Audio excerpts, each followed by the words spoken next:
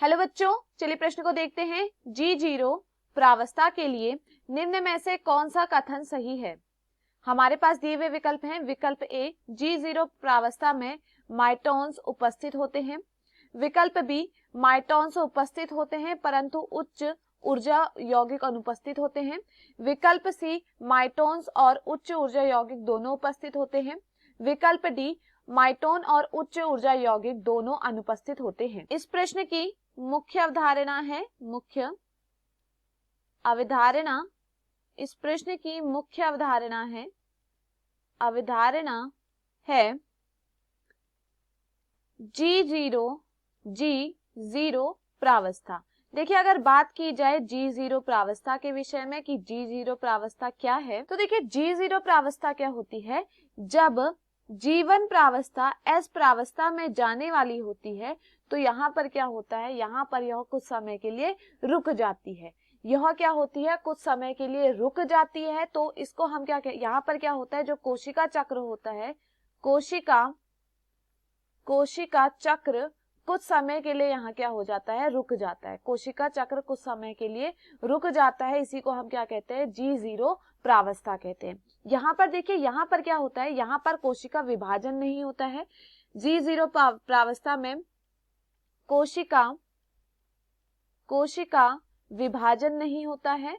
कोशिका विभाजन यहाँ पर नहीं देखा जाता है, विभाजन नहीं होता। अब देखिए, यहाँ पर अगर हम बात करें माइटोजन की, तो देखिए बात करें अगर माइटोजन की, माइटोजन क्या होते हैं, माइटोजन वे पदार्थ होते हैं जो कोशिका विभाजन को प्रेरित करते हैं। माइटोजन क्या करते हैं, कोशिका विभाजन को, माइटोजन कोशिका विभाजन को प्रेरित करते हैं, कोशिका विभाजन को प्रेरित करते हैं।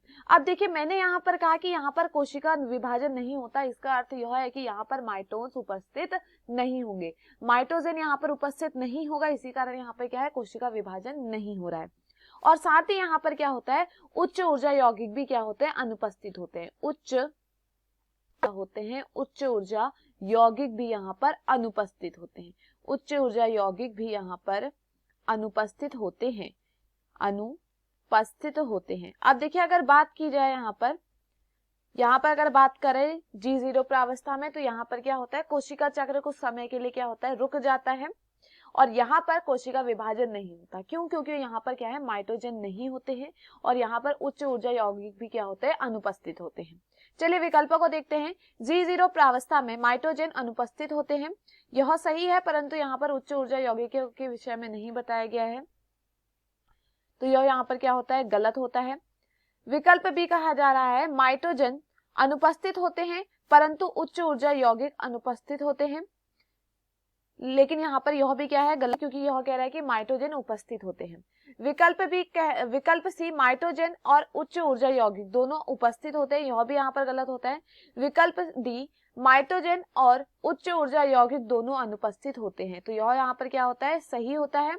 तो दिए हुए विकल्पों में हमारा सही विकल्प है विकल्प डी। मैं आशा करती हूँ आपको समझ में आया हो। धन्यवाद।